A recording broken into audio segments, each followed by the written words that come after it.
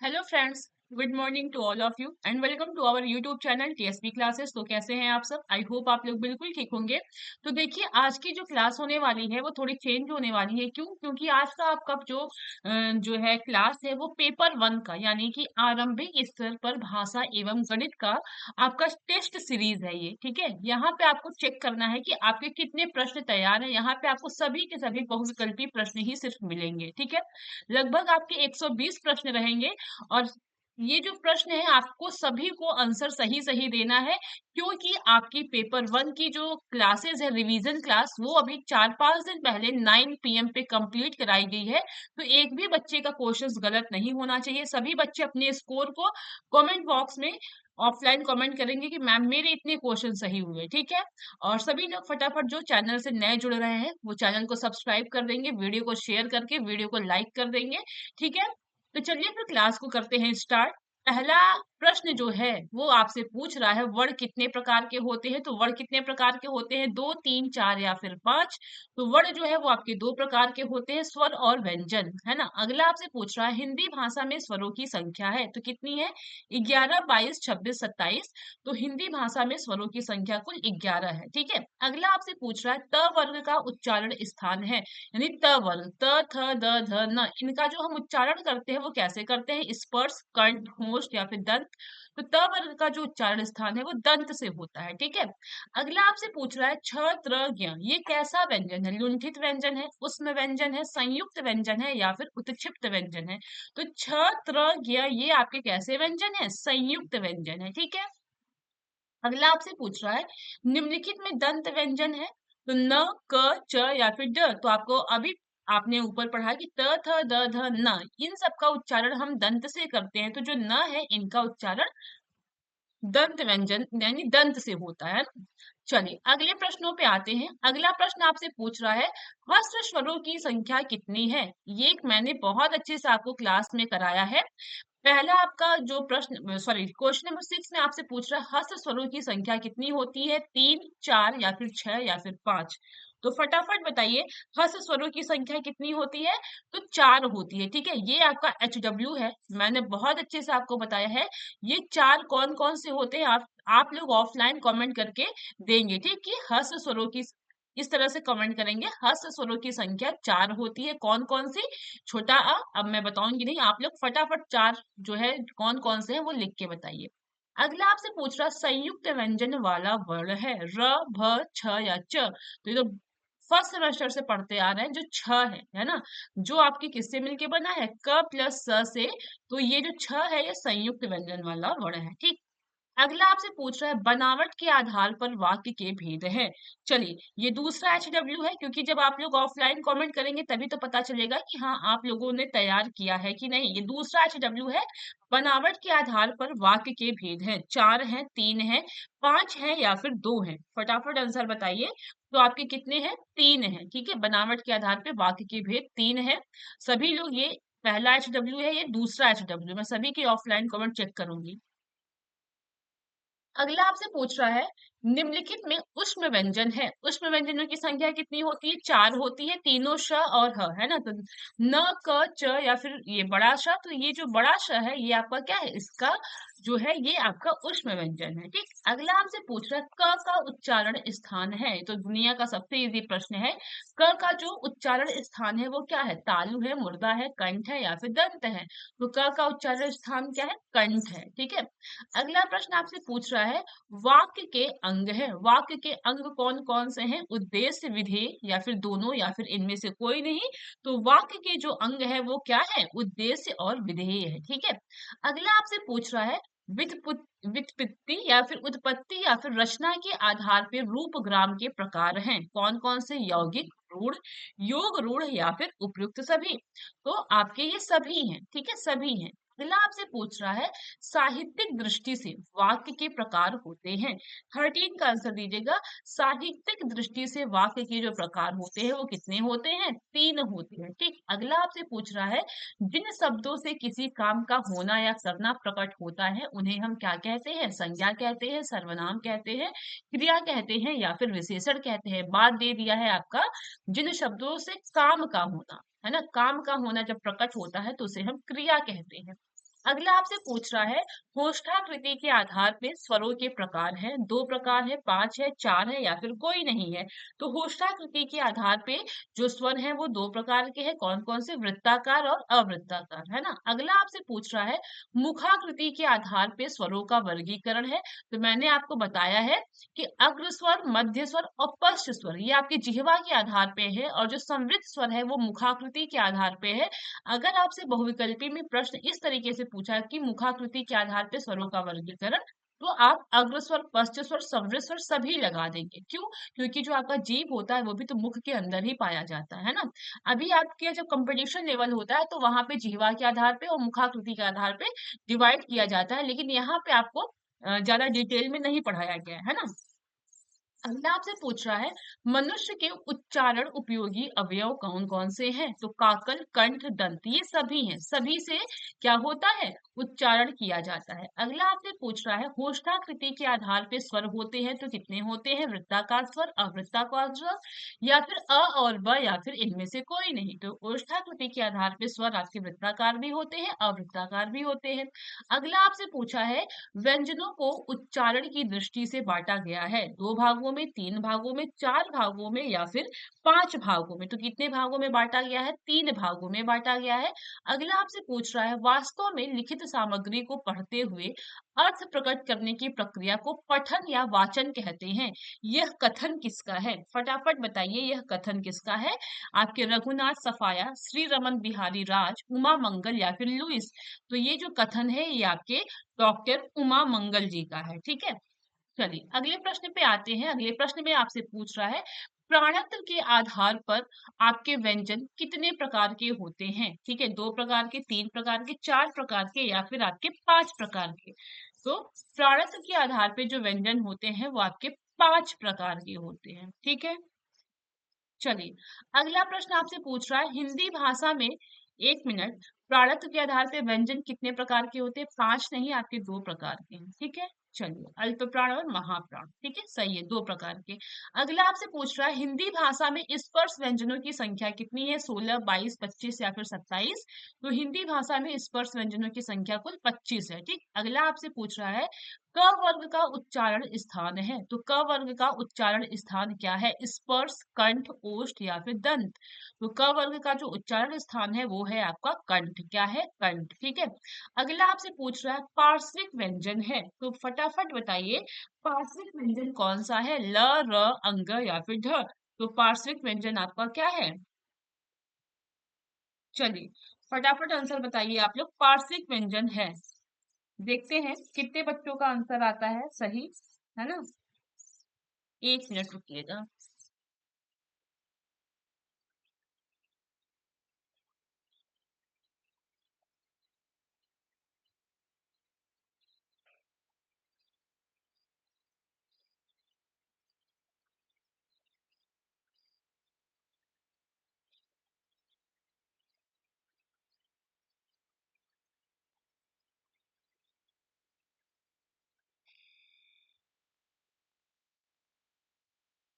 चलिए ठीक है, तो ध्यान दीजिएगा।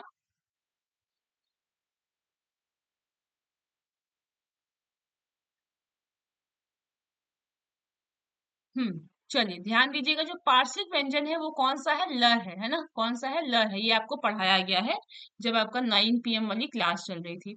अब हम आते हैं अगले प्रश्न पे, ठीक है। अगले प्रश्न पे आते हैं। आपसे पूछ रहा है ये तीनों श और ह ये कौन सा व्यंजन है? आपके उसमें व्यंजन है, संयुक्त व्यंजन है, लुंठित व्यंजन है या फिर उत्क्षिप्त व्यंजन है? तो ये जो तीनों श और ह है ना, ये आपके उष्म व्यंजन है। कौन से व्यंजन है? उष्म व्यंजन है, ठीक है। अगला आपसे पूछ रहा है हस्त स्वर कौन नहीं है? छोटा अ, छोटी ई, छोटा उ, बड़ा आ। तो आपको देख के ही लग रहा है कि जो ये बड़ा आ है ये तो दीर्घ स्वर है ना। हस्त स्वर इसमें से आपका बड़ा आ नहीं है, ठीक। चलिए अगला प्रश्न आपसे पूछ रहा है यौगिक शब्द का उदाहरण है। यौगिक शब्द का जो उदाहरण है वो कौन सा है? पत्ता, नीलकंठ, दूध वाला या फिर वीणा पानी, है ना। 27 का आंसर दीजिएगा फटाफट आप लोग। यौगिक शब्द का उदाहरण। चलिए बिल्कुल सही आंसर है। यौगिक शब्द का जो उदाहरण है वो क्या है? नीलकंठ है। अगला प्रश्न आपसे पूछ रहा है, अंग तथा ढ को कौन सा व्यंजन माना जाता है? अंग तथा ढ को कौन सा व्यंजन माना जाता है? तो लुंठित, पार्श्विक, संघर्षी या फिर उत्क्षिप्त। तो कौन सा माना जाता है? आपके उत्क्षिप्त माना जाता है। ड और ढ कौन से हैं? उत्क्षिप्त हैं। अगला आपसे पूछ रहा है, निम्नलिखित में अल्प प्राण व्यंजन नहीं है, इसमें से बताइए कौन सा अल्प प्राण व्यंजन नहीं है ना? तो क ख च ट में कौन सा जो है वो अल्प प्राण व्यंजन नहीं है? तो बिल्कुल सही, जो ख है ये आपका अल्प प्राण व्यंजन नहीं है। ठीक, अगला आपसे पूछ रहा है, निम्नलिखित में अघोष व्यंजन है। मैंने बहुत अच्छे से आपको पढ़ाया है घोष अघोष। तो फटाफट बताइए निम्नलिखित में से अघोष व्यंजन है, अघोष व्यंजन है की बात पूछ रहा है।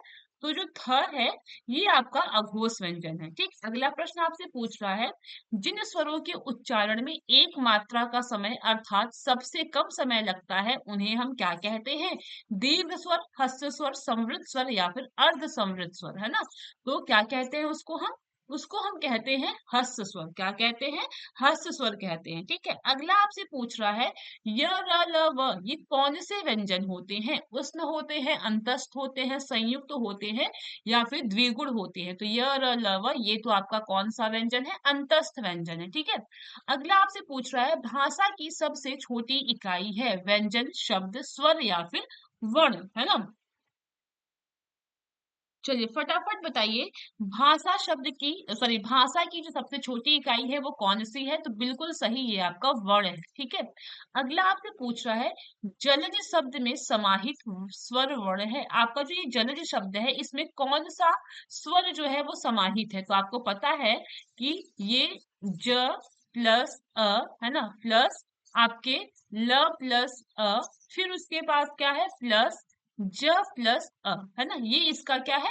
इस तरह से अगर हम खंड करेंगे तो हमें पता चलेगा कि इसमें अवर्ण है। तो आपका सही क्या हो जाएगा? अवर्ण। अगला आपसे पूछ रहा है, छ अक्षर किस वर्ग में आता है? तो ये तो बच्चों वाला क्वेश्चन है।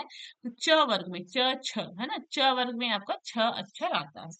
अगला आपसे पूछ रहा है, हमारे मुख के अवयव से संघर्षण करती हुई जो प्राण वायु बाहर निकलती है उसे हम क्या कहते हैं? तो फटाफट बताइए उसे हम क्या कहते हैं? उसे हम कहते हैं ध्वनि। क्या कहते हैं? ध्वनि। ठीक है, अगला आपसे पूछ रहा है कि स्र अक्षर शब्द बना है, सॉरी शब्द नहीं, स्र अक्षर बना है, किससे मिलके बना है? तो आपके बड़ा श प्लस र से मिलके बना है। ठीक, अगला आपसे पूछ रहा है, उच्चारण के भेद हैं। उच्चारण के कौन कौन से भेद है? स्वरकृत, कालकृत, स्थानकृत या फिर उपयुक्त सभी, है ना?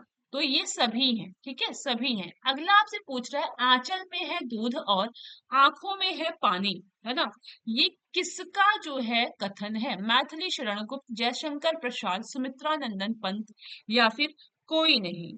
तो ध्यान दीजिएगा, ये मैथिली शरण गुप्त जी का कथन है। अगला आपसे पूछ रहा है, ढ अक्षर किस वर्ग में आता है? तो क में तो नहीं आता है, च में भी नहीं आता, ये किस में आता है? आपके ट में आता है। किस में आता है? ट में आता है। अगला आपसे पूछ रहा है, ध्वनि के उच्चारण में होने वाले यत्न को प्रयत्न कहा जाता है। यह होते हैं स्वर तंत्री में कंपन से, श्वास की मात्रा से, जिह्वा के अन्य अवयवों के द्वारा या फिर उपयुक्त सभी। तो ये सही आंसर क्या होगा? स्वर तंत्री में कंपन से। ठीक, अगला आपसे पूछ रहा है, स्वर वर्ण होते हैं, तो जो स्वर वर्ण होते हैं वो क्या होते हैं? घोष होते हैं, अघोष होते हैं, दोनों होते हैं या फिर इनमें से कोई नहीं? तो स्वर वर्ण क्या होते हैं? घोष भी होते हैं और अघोष भी होते हैं। अगला आपसे पूछ रहा है, अशुद्ध उच्चारण के कारण नहीं है, भौगोलिक प्रभाव, शारीरिक दोष, ध्वनि तत्व का ज्ञान कराना या फिर दीन भावना। तो जो अशुद्ध उच्चारण होता है ना उसका कोई भी जो है भौगोलिक प्रभाव नहीं होता है। ठीक, भौगोलिक प्रभाव नहीं होता है। अगला आपसे पूछ रहा है, अनुनासिक व्यंजन होते हैं, तो जो आपके अनुनासिक व्यंजन होते हैं वो कौन से होते हैं?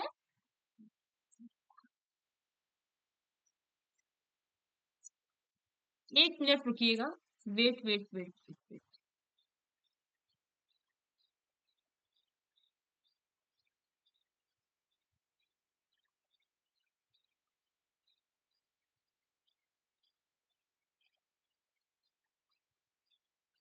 चलिए ध्यान दीजिएगा, 1 मिनट रुकिएगा, आप लोग थोड़ा सा ध्यान दीजिए।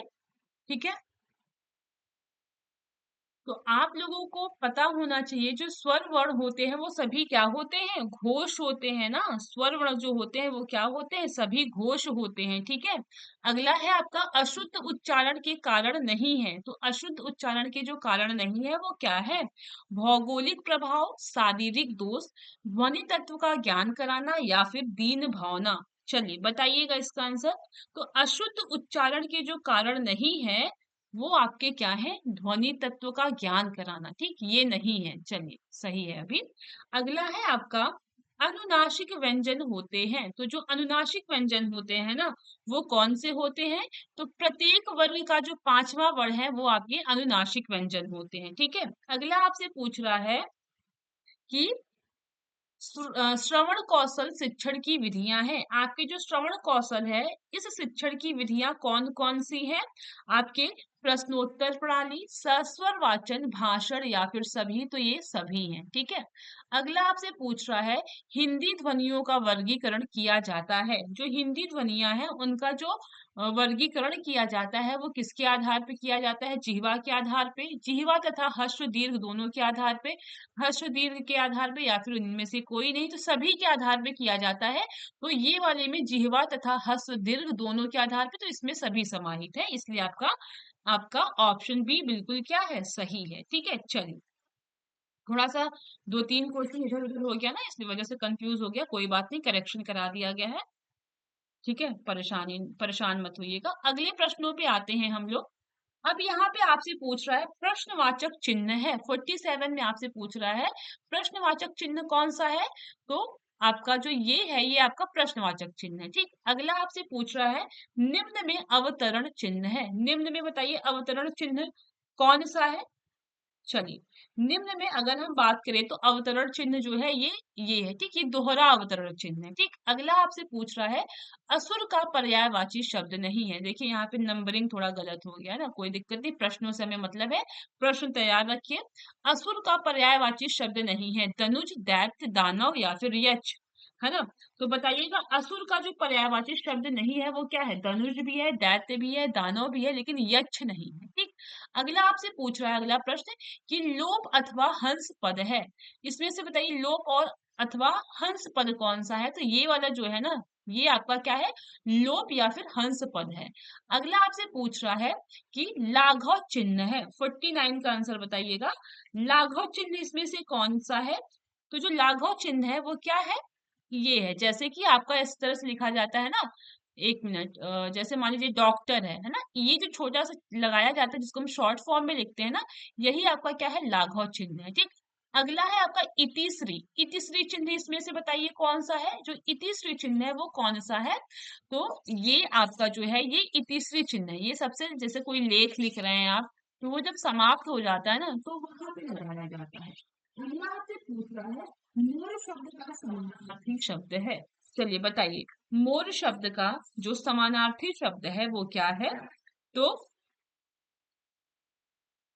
चित्रांग, सिखी, माधुरी या फिर विविध। तो मोर शब्द का समानार्थी शब्द आपका क्या है, सिखी है। ठीक है। अगला आपसे पूछ रहा है किसी लेख या फिर रचना के अंत में चिन्ह प्रयुक्त करते हैं। अभी मैंने आपको पीछे बताया कि जब कोई लेख या रचना लिखते हैं और जब अंत हो जाता है तो वहां पे हम इति श्री का चिन्ह लगाते हैं ना, किस चीज का चिन्ह लगाते हैं, इति श्री का चिन्ह लगाते हैं, जो कि ये है। ठीक है। चलिए अगला प्रश्न आपसे पूछ रहा है जिन शब्दों के अर्थ समान होते हैं उन्हें क्या कहते हैं, पर्यायवाची शब्द कहते हैं, श्रुति सम भिन्नार्थक शब्द कहते हैं, तत्सम कहते हैं या फिर विलोम शब्द कहते हैं। तो जिन शब्दों के अर्थ समान होते हैं उन्हें हम पर्यायवाची शब्द कहते हैं। ठीक है। अगला आपसे पूछ रहा है जमुना का समानार्थी शब्द है। क्वेश्चन नंबर अगला बताइएगा जमुना शब्द का समानार्थी शब्द क्या है, कालिंदी, रविसुता, सूर्य तनया या फिर सभी। तो जमुना शब्द का समानार्थी शब्द क्या है, ये सभी है। ठीक है। चलो अगले प्रश्नों पे आते हैं। अगला प्रश्न आपसे पूछ रहा है श्रुत लेख का अर्थ है। तो बताइए श्रुत लेख का अर्थ क्या है, सुंदर लेख, सुनकर लिखना, उपयुक्त दोनों या फिर इनमें से कोई नहीं। तो श्रुत लेख का अर्थ है आपका सुनकर लिखना, है ना। और सुलेख का मतलब होता है सुंदर लेख। अगला आपसे पूछ रहा है हिंदी भाषा किस लिपि में है। चलिए, तो फटाफट बताइए जो हिंदी भाषा है वो किस लिपि में है?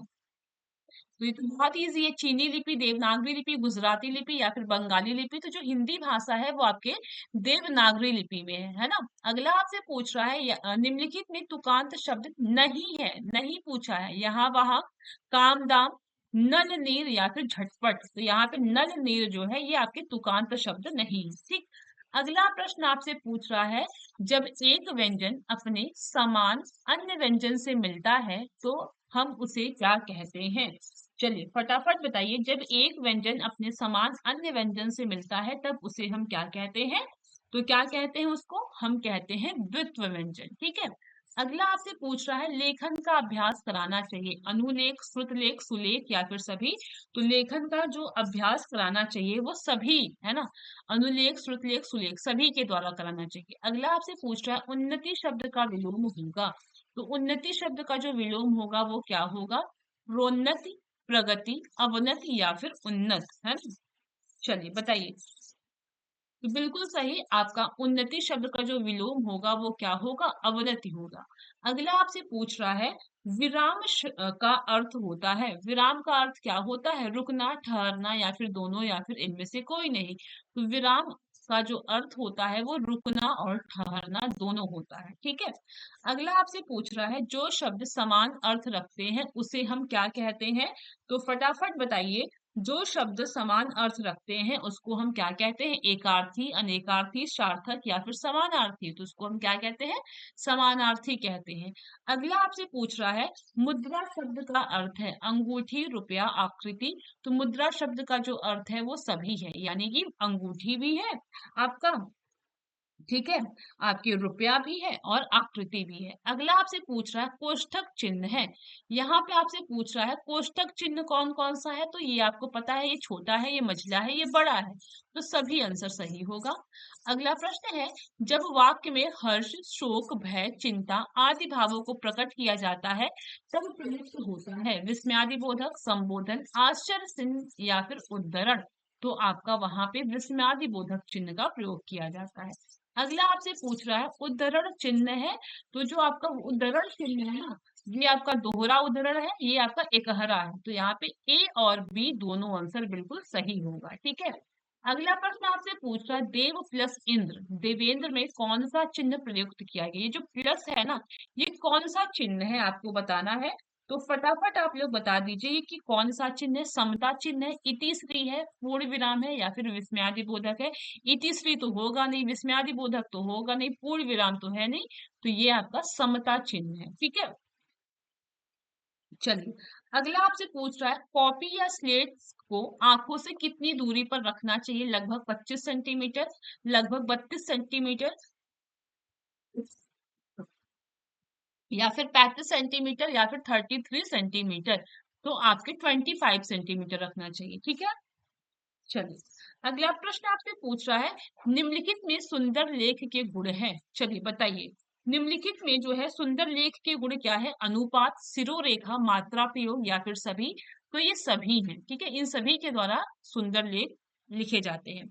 अगला आपसे पूछ रहा है, कृत्रिम शब्द का विलोम। तो कृत्रिम शब्द का विलोम क्या है? स्वाभाविक, प्राकृतिक, ईश्वरीय या फिर उपयुक्त में से कोई नहीं। तो कृत्रिम शब्द का जो विलोम है वो क्या है? फटाफट बताइएगा।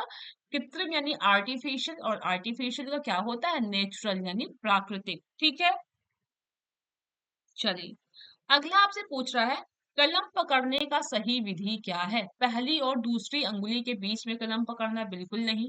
पहली उंगली और अंगूठे के सहारे पकड़ना, पहली और दूसरी उंगली के बीच में कलम रखकर अंगूठे से पकड़ना या फिर इनमें से कोई नहीं। तो सही तरीका कलम पकड़ने का यही है कि पहली और दूसरी उंगली के बीच में कलम को रखिए और अंगूठे से पकड़िए, ठीक है?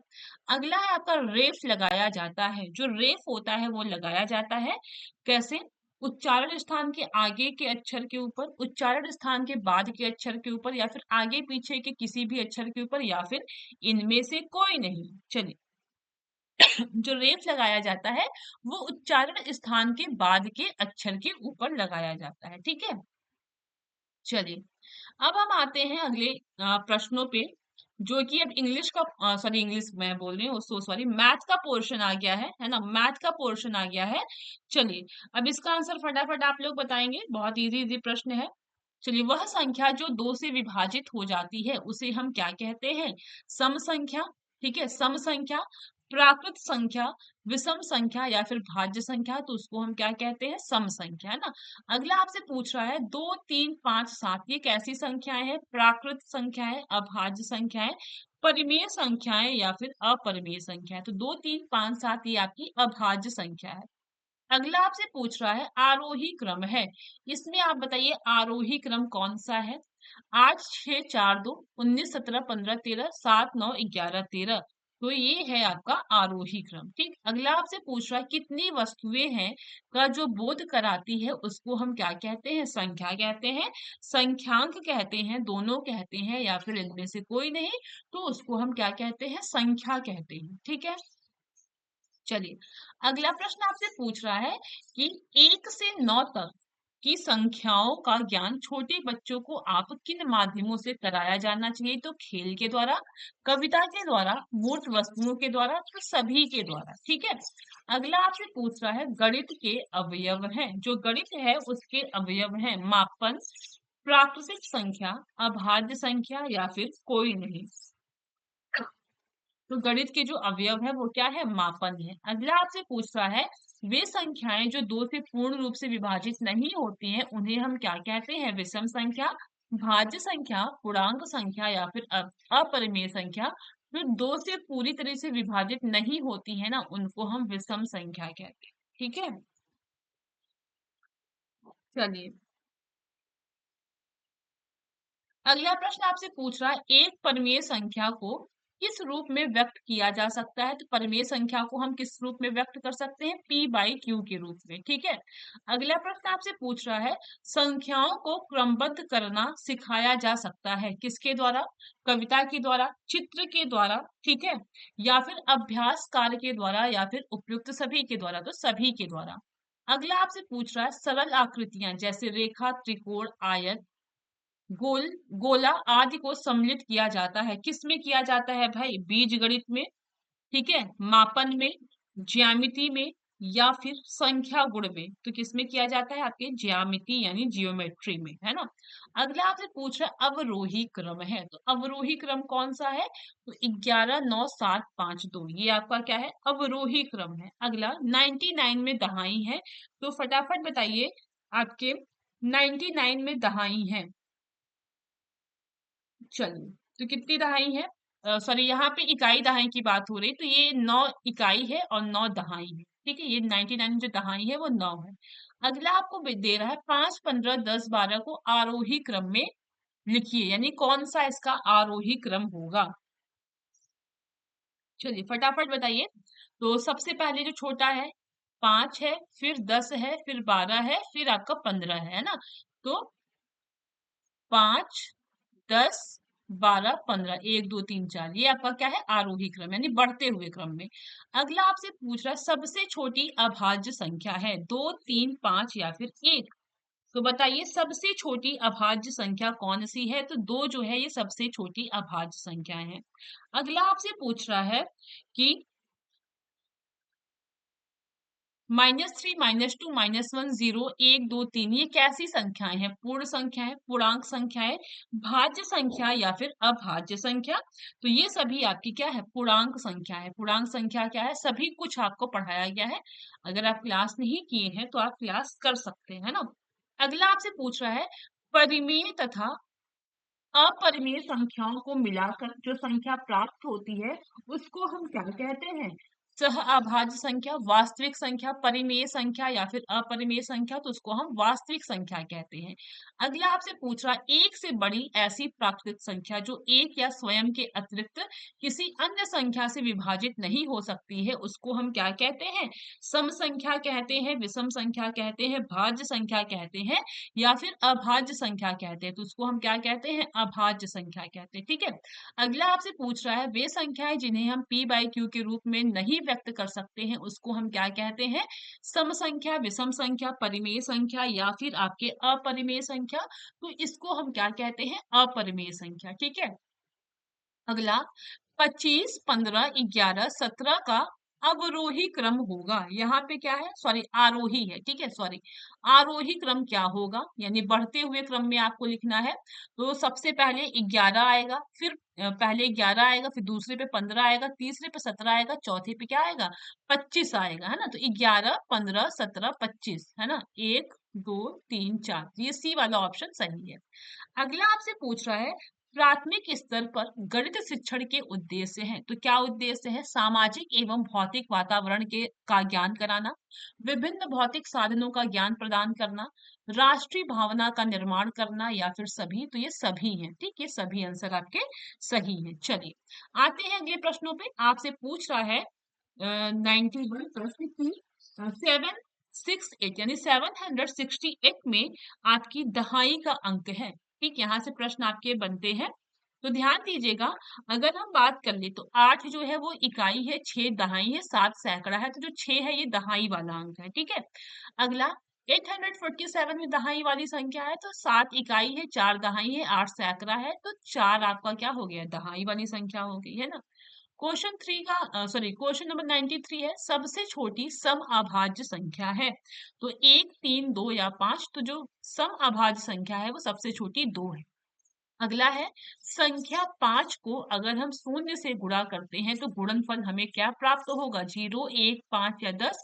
तो आपको बताया गया है जब किसी संख्या में हम 0 से मल्टीप्लाई करते हैं तो हमें 0 ही प्राप्त होता है। अगला आपसे पूछ रहा है शून्य को किसी संख्या से भाग देने पर भागफल क्या आएगा। चलिए बताइए। अगर हम शून्य को किसी संख्या से भाग देंगे तो भागफल हमारा 0 ही यानी शून्य ही आएगा। अगला 100 में कितनी दहाइयां होती हैं। चलिए फटाफट बताइए 100 में कितनी दहाइयां होती, 1, 10, 100 या फिर 1000। तो 100 में आपकी कुल 10 दहाइयां होती हैं। अगला आपसे पूछ रहा है 10 इकाइयों के समूह को क्या कहते हैं, दहाई कहते हैं, इकाई कहते हैं, सैकड़ा कहते हैं, या फिर आपके जो है क्या कहते हैं, हजार कहते हैं। तो 10 इकाइयों के समूह को हम दहाई कहते हैं, ठीक। अगला आपसे पूछ रहा है 875 में 7 का स्थानीय मान है। यहाँ पे 7 का स्थानीय मान पूछा है तो 5 का 5 होगा, 7 का क्या हो जाएगा, 70 हो जाएगा, है ना। 7 का क्या हो जाएगा, 70 हो जाएगा। अगला आपसे पूछ रहा है 5, 2, 4, 3 में 5 का वास्तविक मान। यहाँ पे वास्तविक मान की बात की गई है, तो वास्तविक मान वही संख्या होता है ना, वास्तविक मान क्या हो जाता है, वही संख्या रहता है। चलिए अगला प्रश्न आपसे पूछ रहा है 7 पेन का मूल्य 77 है, तो 1 पेन का मूल्य क्या होगा। तो सिंपल सा है, क्या करेंगे हम, डिवाइड कर देंगे तो 1 पेन का मूल्य हमारा निकल के आ जाएगा क्या, 11, है ना। अगला आपसे पूछ रहा है 33 इंटू 3 का गुणनफल क्या होगा। तो बहुत इजी है, आपका क्या हो जाएगा, 99, है ना। गणित की मूल संक्रियाएं कौन कौन सी होती हैं, जोड़, घटाना, भाग, गुणा, दोनों या फिर कोई नहीं। तो दोनों होता है। चलिए अगला है घटाने के बाद जो संख्या प्राप्त होती है वह बड़ी संख्या से क्या होती है, कम होती है, ज्यादा होती है, या बराबर होती है। तो जाहिर सी बात है कम ही होगा।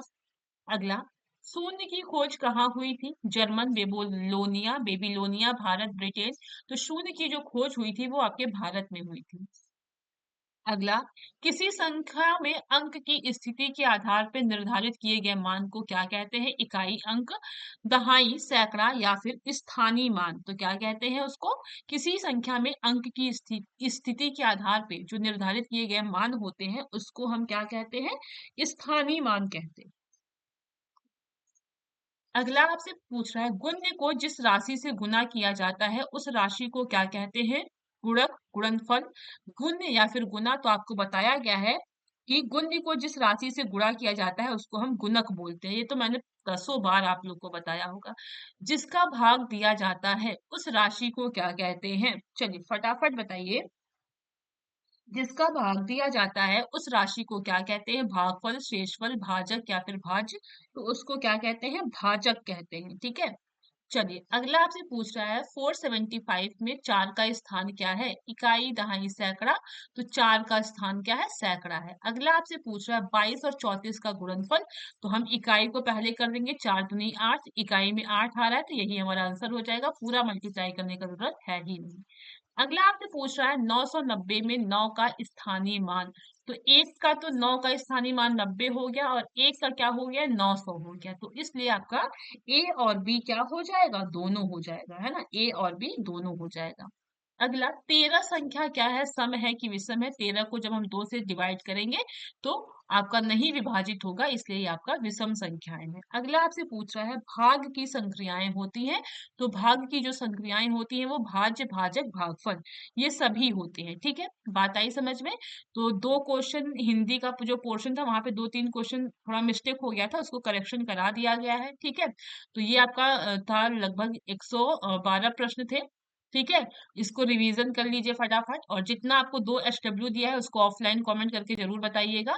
और जितने बच्चे चैनल पे नए जुड़े हैं उन सभी से रिक्वेस्ट है कि चैनल को सब्सक्राइब कर देंगे, वीडियो को लाइक कर देंगे और वीडियो को शेयर भी कर देंगे। ठीक है, चलिए मिलते हैं अब हम लोग अगली क्लास में, तब तक के लिए थैंक यू सो मच।